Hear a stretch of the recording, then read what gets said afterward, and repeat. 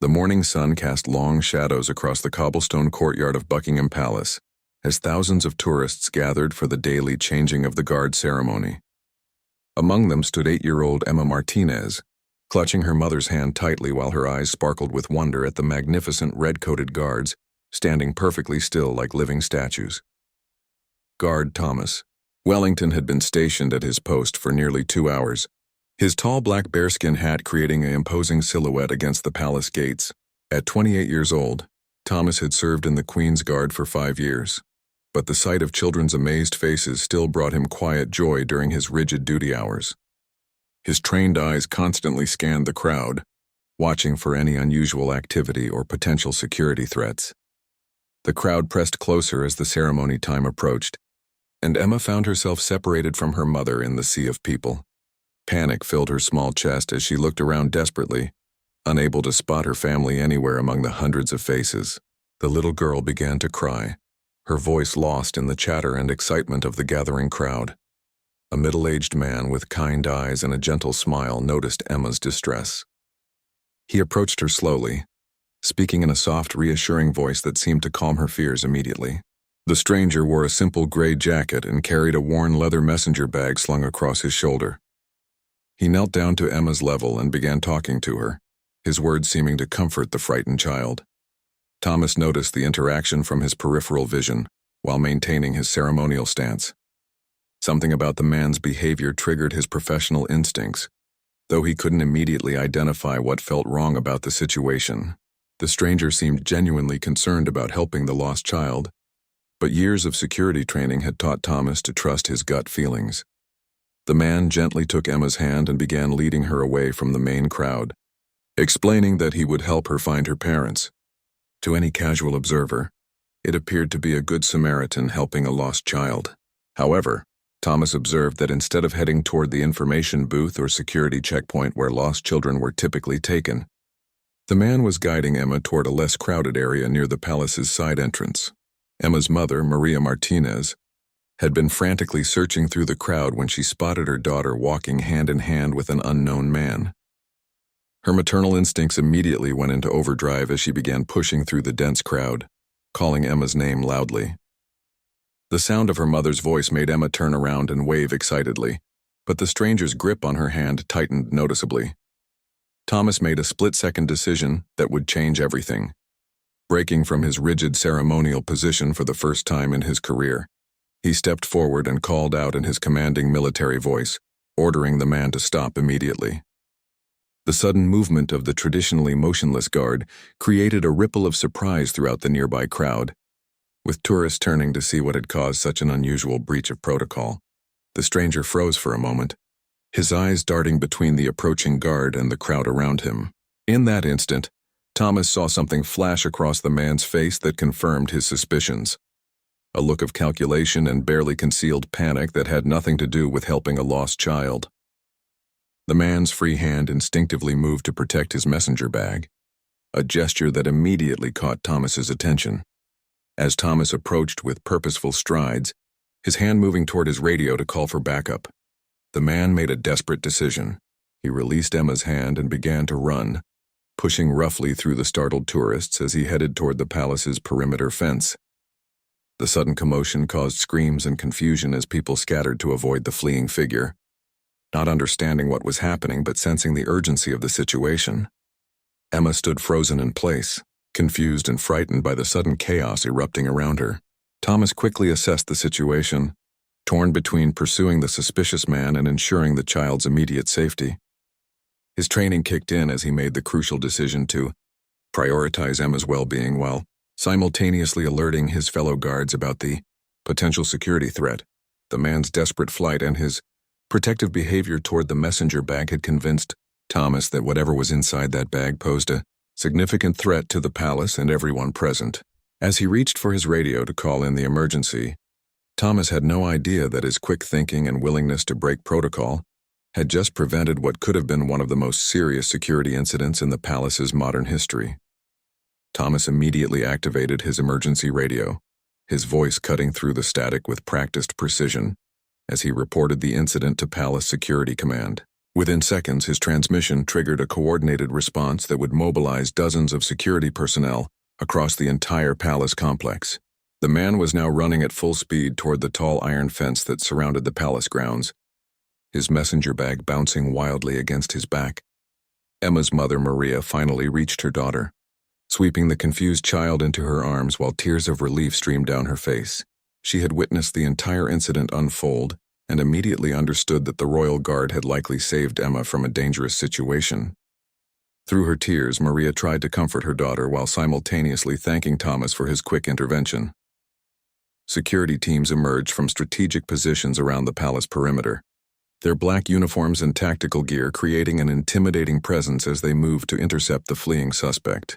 The man glanced back over his shoulder, his face showing visible panic as he realized the scope of the response his actions had triggered. Palace security had been designed to handle exactly this type of situation, with multiple layers of protection that made escape virtually impossible. The suspect reached the perimeter fence and began desperately trying to climb the ornate iron bars, his messenger bag making the ascent awkward and difficult. Tourist phones came out everywhere as people began recording the dramatic chase, not fully understanding the gravity of what they were witnessing. The sight of armed security personnel converging on a single individual created an atmosphere of tension and fear among the gathered crowd. Thomas remained with Emma and her mother, ensuring their safety while maintaining radio contact with the security teams pursuing the suspect. His years of training had taught him that the immediate threat assessment was crucial, and something about the man's desperate behavior suggested that whatever was in that bag required immediate attention from bomb disposal experts. The suspect made it halfway up the fence before 3 security officers reached his position. Their tactical training became evident as they coordinated their approach, with one officer providing cover while the other 2 moved in for the apprehension. The man's attempts to continue climbing became increasingly frantic as he realized that escape was impossible, his movements growing erratic and dangerous. Palace Security Command had initiated Code Red protocols, which meant that all entrances to the palace were immediately sealed, and tourist access was temporarily suspended. The changing of the guard ceremony was quietly canceled as discreet security personnel began evacuating civilians from the immediate area. Most tourists remained unaware of the full scope of the security response, assuming they were witnessing a routine security drill. The suspect finally lost his grip on the fence and fell backward into the waiting arms of the security team. As they subdued him, his messenger bag fell to the ground with a heavy thud that immediately caught the attention of the officers. Their training in explosive device recognition kicked in as they noticed the bag's unusual weight and the suspect's extreme protective behavior toward it. Throughout the chase, Thomas received an urgent radio message instructing him to establish a wider perimeter around the area where the bag had fallen. His heart rate increased as he realized that his initial instincts about the suspicious nature of the interaction had been correct. The fact that bomb disposal experts were being called to the scene confirmed his worst fears about what might be contained within that innocent-looking leather messenger bag. Emma clung to her mother as they were, gently but firmly escorted away from the area by additional security personnel. Maria kept looking back toward Thomas, wanting to properly thank the guard who had potentially saved her daughter's life, but understanding that he was now dealing with a much larger security situation that required his full attention. The suspect was quickly handcuffed and searched for additional weapons or devices before being led away for immediate interrogation. His silence and refusal to make eye contact with his captors only heightened the security team's concerns about his intentions and the contents of his bag. Professional interrogators were already on their way to begin the process of determining exactly what threat had been prevented. Bomb disposal experts arrived on scene within minutes, their specialized vehicle and protective equipment creating an even more dramatic atmosphere around the palace grounds. The area around the fallen messenger bag was evacuated to a safe distance as the experts began their careful assessment of the potential explosive device. Their methodical approach and serious demeanor indicated that they were treating this as a genuine threat, rather than a false alarm. Thomas maintained his position at the expanded perimeter, his mind racing as he considered how close they had come to a potential disaster. The sight of Emma's innocent face and trusting nature had made him more determined than ever to ensure that no harm came to any of the tourists under his protection. His decision to break protocol and intervene had set in motion a chain of events that was still unfolding around him.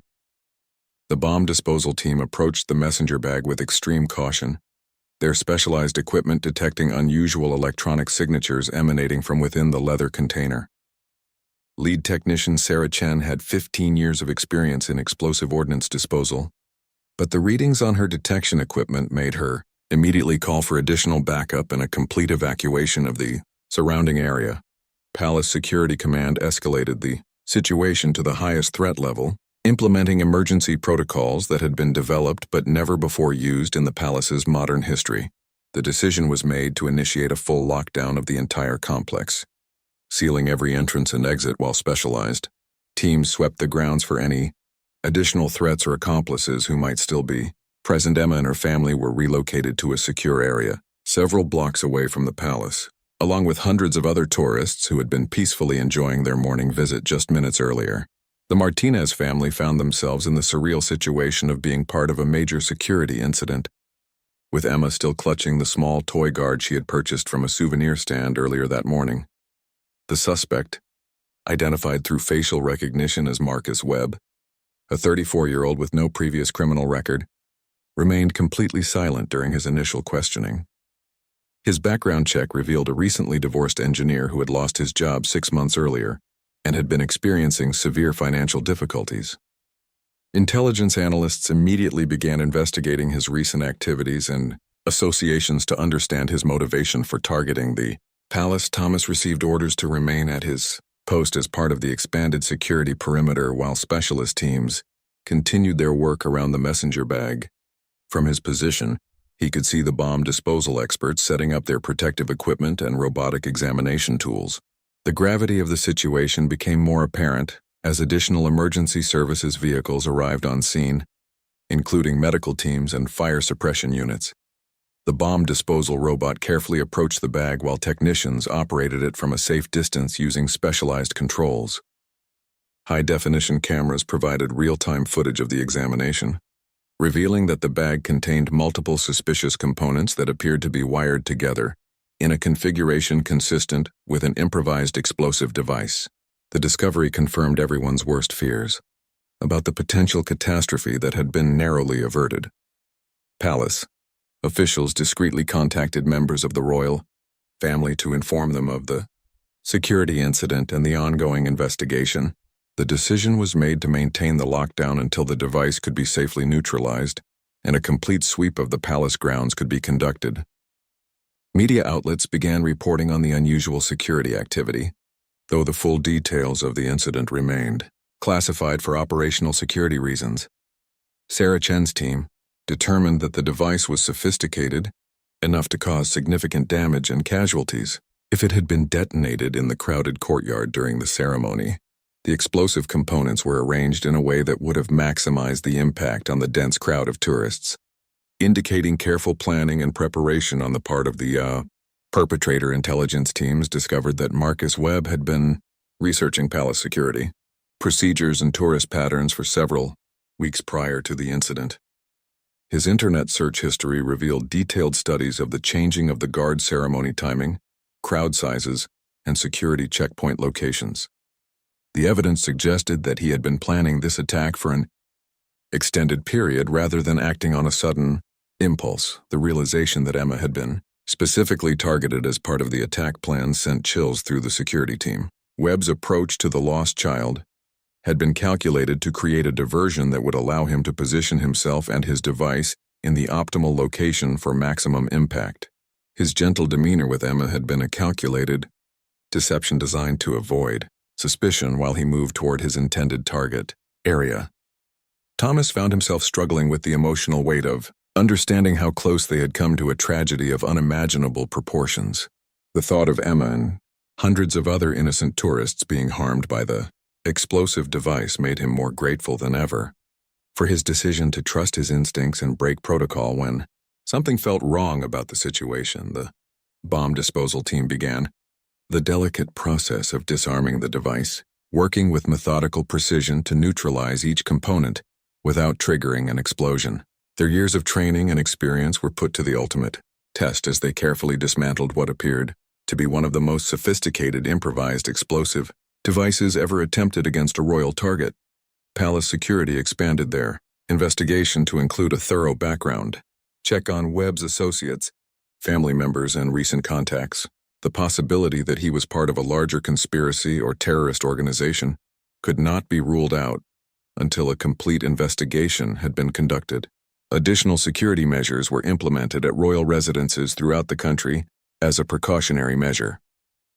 After 3 tense hours of careful work, the bomb disposal team successfully neutralized the explosive device, confirming that it contained enough destructive power to have killed dozens of people and injured hundreds more in the crowded palace courtyard.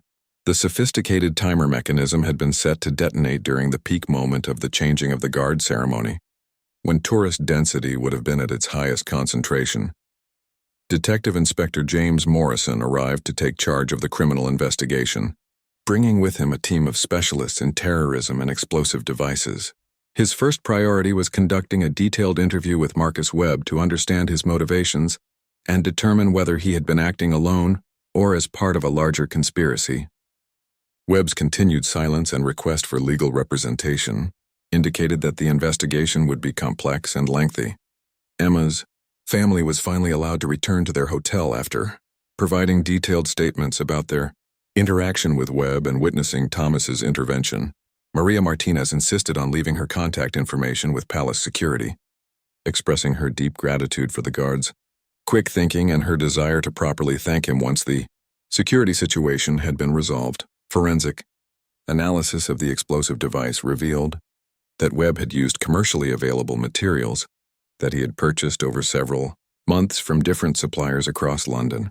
His methodical approach to acquiring the components had been designed to avoid detection by authorities, demonstrating a level of planning and sophistication that surprised even experienced investigators. Thomas was relieved from his ceremonial duties and brought in for a comprehensive debriefing with security officials who wanted to understand exactly what had triggered his suspicions about Webb's behavior. His detailed observations about the man's body language, eye movements, and protective attitude toward the messenger bag provided valuable insights for future security training protocols. The investigation team discovered that Webb had recently joined several online forums dedicated to anti-monarchist discussions, where he had been expressing increasingly radical views about the royal family and their perceived impact on British society.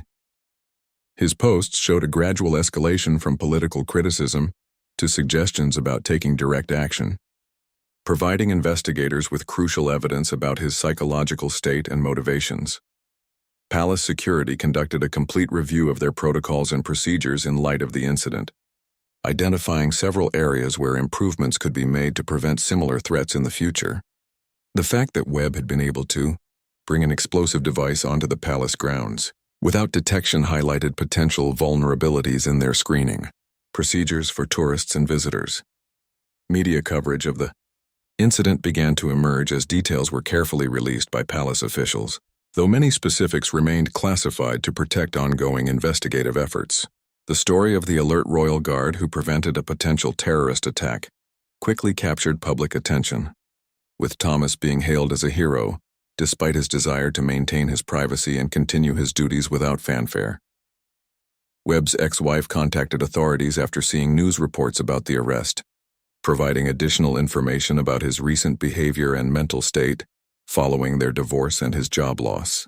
Her testimony revealed that he had become increasingly obsessed with conspiracy theories and had blamed the royal family for various personal and societal problems he perceived in his life.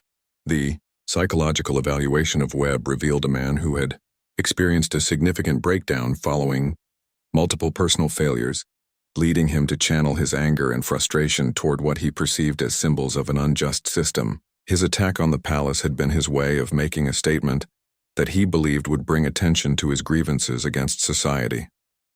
Intelligence services expanded their investigation to examine Webb's online activities and communications more thoroughly, discovering that he had been in contact with several individuals who shared his radical views about the monarchy. While none of these contacts appeared to have direct knowledge of his attack plans, their influence on his thinking had contributed to his radicalization process. Thomas returned to his regular duties with a new understanding of the critical importance of trusting his instincts and remaining vigilant even during routine ceremonial functions. His colleagues treated him with increased respect and admiration, recognizing that his quick thinking had prevented what could have been one of the most devastating attacks in British royal history. The palace implemented new security measures based on lessons learned from the incident, including enhanced screening procedures for tourists and improved communication protocols between ceremonial guards and security personnel.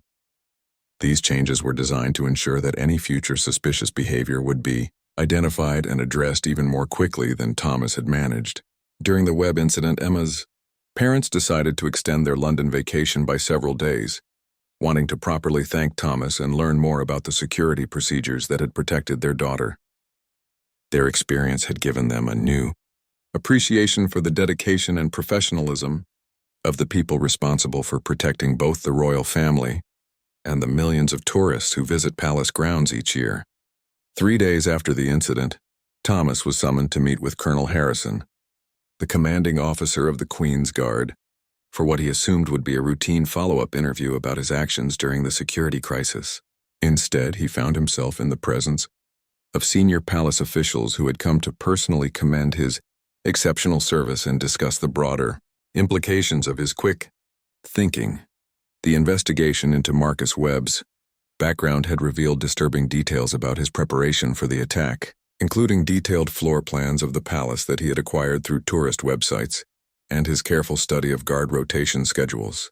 His plan had been to use Emma as an unwitting accomplice to help him reach an optimal position for detonating his device during the ceremony's most crowded moment. Webb's internet communications showed that he had been inspired by similar attacks on public gatherings in other countries, adapting their methods to target what he considered the ultimate symbol of British authority and tradition. His choice of the changing of the guard ceremony had been deliberate, knowing that it attracted the largest and most diverse crowds of any regular palace event. Thomas learned that his intervention had been captured by multiple tourist cameras and security footage, providing investigators with a complete visual record of Webb's suspicious behavior and the guard's response. The footage clearly showed Webb's change in demeanor when he realized he had been detected, confirming Thomas's assessment that the man had been concealing dangerous intentions. Emma and her family were invited to return to the palace for a private tour as guests of the security department, giving them an opportunity to see the areas normally restricted to tourists and learn about the extensive measures taken to protect visitors. During this visit, Emma was able to properly thank Thomas, presenting him with a drawing she had made of him in his ceremonial uniform. The bomb disposal team's detailed analysis of Webb's device revealed that he had incorporated several innovative features designed to maximize casualties and evade detection. His engineering background had enabled him to create a more sophisticated weapon than typical improvised explosive devices, highlighting the potential threat posed by educated individuals who become radicalized. Palace security began implementing new training protocols based on the Webb incident, teaching ceremonial guards to recognize subtle behavioral indicators that might suggest hostile intent among tourists. Thomas was asked to participate in developing these training materials, sharing his observations about what had initially alerted him to Webb's suspicious behavior. Webb's mental health evaluation revealed that he had been struggling with severe depression and feelings of powerlessness following his divorce and unemployment. His gradual radicalization had been fueled by online communities that provided him with a sense of purpose and belonging, eventually leading him to believe that a dramatic attack would give meaning to his troubled life. The international security community took notice of the incident, with several countries requesting briefings about the palace's response procedures and the lessons learned from Webb's attack plan. The case became a study example for security professionals worldwide, demonstrating the importance of human observation and instinct in detecting threats that might evade technological screening methods. Thomas received a formal commendation from palace officials, though he requested that the ceremony be kept private to avoid unwanted media attention. His primary concern remained returning to his normal duties and maintaining the disciplined professionalism that had made his intervention possible.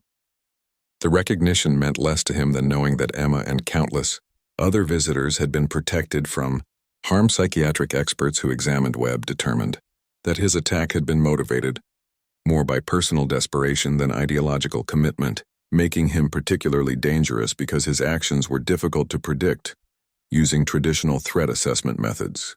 His case prompted security agencies to develop new approaches for identifying individuals who might be driven to violence by personal crises rather than organized extremist beliefs. The palace's decision to maintain public access to the changing of the guard ceremony, despite the security incident, was seen as an important statement about refusing to be intimidated by terrorist threats. Enhanced security measures were implemented discreetly to ensure visitor safety without diminishing the traditional pageantry that attracts millions of tourists to London each year. Webb's sentencing hearing would eventually result in a lengthy prison term for terrorism-related charges, but the investigation continued to examine his online connections and the broader network of individuals who had influenced his radicalization. Authorities remained concerned about others who might be following similar paths from personal grievance to violent extremism. Thomas found that his experience with Webb had changed his perspective on his ceremonial duties, making him more aware of the fine line between maintaining traditional protocols and remaining alert to modern security threats. His fellow guards looked to him as an example of how to balance their dual roles as both ceremonial figures and active security personnel in an increasingly complex threat environment. 6 months after the incident, Thomas was invited to participate in a special security conference where his experience with Webb was presented as a case study for law enforcement and security professionals from around the world. The conference highlighted how traditional security roles were evolving to meet modern threats while maintaining their ceremonial and cultural significance. Emma's family had maintained contact with Thomas through palace communications, sending him regular updates about Emma's recovery from the traumatic experience and her continued fascination with the royal guards. Her drawings of palace guards had evolved into a school project about British traditions, with Thomas's story serving as the centerpiece of her presentation about heroes in everyday uniforms. The investigation into Webb's online activities had led to the identification and monitoring of several other individuals who had been expressing similar anti-monarchist sentiments and showing signs of potential radicalization. While none had progressed to Webb's level of planning and preparation, their identification allowed authorities to intervene with counseling and support services before they could develop violent intentions. Security implemented a new early warning system that combined traditional human observation with advanced behavioral analysis technology, creating multiple layers of protection for tourists and staff. The system was designed to assist guards like Thomas in identifying suspicious behavior while maintaining the welcoming atmosphere that millions of visitors expected during their palace experiences. Thomas was promoted to a senior position within the Queen's Guard, with specific responsibilities for training new recruits in threat recognition and response procedures. His real-world experience with detecting and responding to a genuine security threat made him invaluable in preparing other guards for similar situations they might encounter during their service. Webb's case had prompted a comprehensive review of online radicalization patterns, leading to new policies for monitoring and intervening when individuals showed signs of progressing from grievance to potential violence. Mental health professionals worked with security experts to develop intervention strategies that could help troubled individuals before they reached Webb's level of desperation and dangerous planning. The Martinez family returned to London for Emma's 9th birthday, specifically requesting permission to visit the palace again and meet with Thomas during his off-duty hours. The reunion was emotional for everyone involved, with Emma presenting Thomas with a handwritten thank you letter and a small gift she had made in his honor. International security agencies continued to study the Webb case as an example of how personal crisis could lead to terrorist activity, particularly focusing on his use of readily available materials and his exploitation of normal tourist activities to conceal his attack preparations. The case influenced security protocols at landmarks and public gatherings in multiple countries. Thomas discovered that his actions had inspired other security personnel to trust their instincts more readily. When observing unusual behavior, leading to several other potential threats being identified and neutralized before they could develop into serious incidents. His willingness to break protocol when necessary had become a teaching example for security professionals worldwide. The palace's decision to maintain transparency about the incident, while protecting operational security details, had been praised by security experts as an effective way to educate the public about ongoing threats while maintaining confidence in protective measures. The balance between openness and security had become a model for other high-profile institutions facing similar challenges. Webb's psychological treatment in prison had revealed additional details about his planning process and the online influences that had shaped his radical thinking. This information was being used to develop better methods for identifying and helping individuals who might be vulnerable to similar radicalization processes in the future. The enhanced security measures implemented after the Webb incident had successfully identified and prevented 2 additional potential threats during major palace events, demonstrating the effectiveness of combining human observation with improved technological screening methods. These successes validated the decision to invest in comprehensive security upgrades rather than simply restricting public access. Thomas often reflected on how a single moment of trusting his instincts had prevented what could have been a national tragedy, while simultaneously saving the life of an innocent child who had become an unwitting part of a terrorist's plan. The responsibility he felt as a guardian of both tradition and safety had deepened his commitment to his role and his determination to remain vigilant against future threats. The ongoing friendship between Thomas and the Martinez family had become a symbol of how security incidents could bring people together rather than driving them apart, demonstrating the resilience of human connections in the face of those who sought to create fear and division through violence. Their relationship represented hope that dedication to protecting others could create lasting bonds that transcended the circumstances of their first meeting. 2 years after the incident, Thomas stood in the same courtyard where he had first noticed Webb approaching Emma, now serving as the senior training instructor for new recruits, joining the Queen's Guard.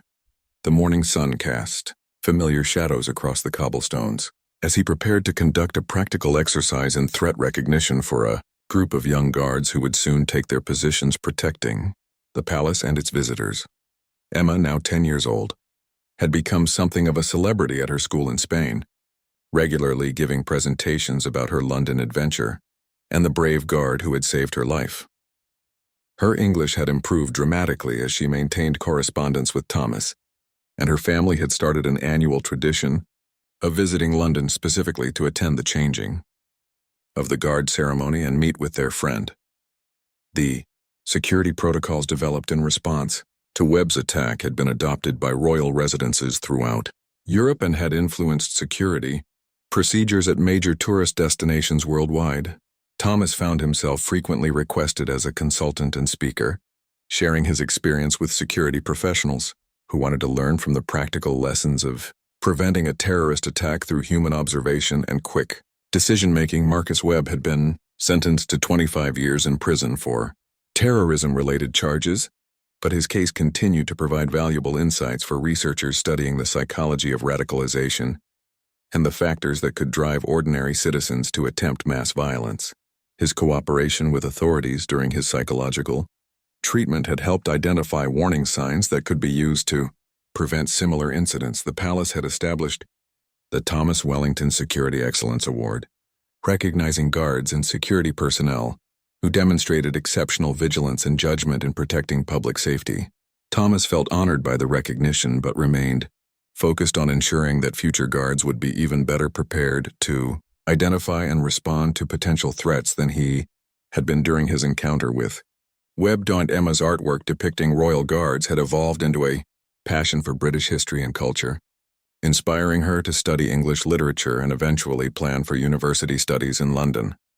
Her traumatic experience had transformed into a source of strength and motivation, demonstrating the resilience that children could show when supported by caring adults who helped them process difficult experiences. The friendship between Thomas and the Martinez family had grown to include other families who had been present during the incident, creating a network of people connected by their shared experience of witnessing how quick thinking and courage could prevent tragedy. Their annual gatherings had become informal, reunions that celebrated the positive outcomes that could emerge from frightening situations. Intelligence agencies continued to monitor online communities where Individuals like Webb had been radicalized, using lessons learned from his case to develop better methods for identifying and helping people who might be vulnerable to extremist influences. The proactive approach to intervention had successfully prevented several other potential attacks across Europe. Thomas had married his longtime girlfriend Sarah, a teacher who shared his commitment to public service and his desire to make a positive difference in people's lives. Their wedding was attended by the Martinez family and several other families who had been touched by Thomas's actions, creating a celebration that honored both personal happiness and the broader community that had formed around their shared experience. The changing of the guard ceremony continued to attract millions of visitors each year, with enhanced security measures operating invisibly to maintain the traditional pageantry while protecting everyone present. The balance between accessibility and security had become a model for other cultural institutions seeking to preserve public traditions while adapting to modern security realities. Emma had announced her intention to study international relations and security studies when she reached university age, inspired by her early encounter with both the dangers that existed in the world and the dedicated people who worked to protect others from those threats. Her career aspirations reflected the positive influence that Thomas's example had provided during her formative years. The Webb case had become a standard part of security training curricula at law enforcement academies throughout the United Kingdom and Europe, ensuring that future security professionals would understand the importance of trusting their instincts and taking decisive action when they observed suspicious behavior. Thomas's willingness to break protocol when necessary had become an accepted principle in modern security doctrine. As Thomas concluded his training session with the new recruits, he looked across the courtyard where tourists were already beginning to gather for the day's ceremony. Among them, he noticed a young girl about Emma's age, holding her father's hand and looking up at the palace with the same sense of wonder that had characterized Emma's expression on that dangerous morning 2 years earlier. The sight reminded him that his role was not just about maintaining tradition or preventing threats, but about protecting the innocent joy and curiosity that brought millions of people to experience the magic of royal ceremonies and British heritage. The legacy of that crucial moment, when he had chosen to trust his instincts and protect a vulnerable child, had grown into something much larger than anyone could have imagined, creating positive changes that would continue protecting future generations of visitors who came to witness the timeless traditions that defined the heart of British culture and history.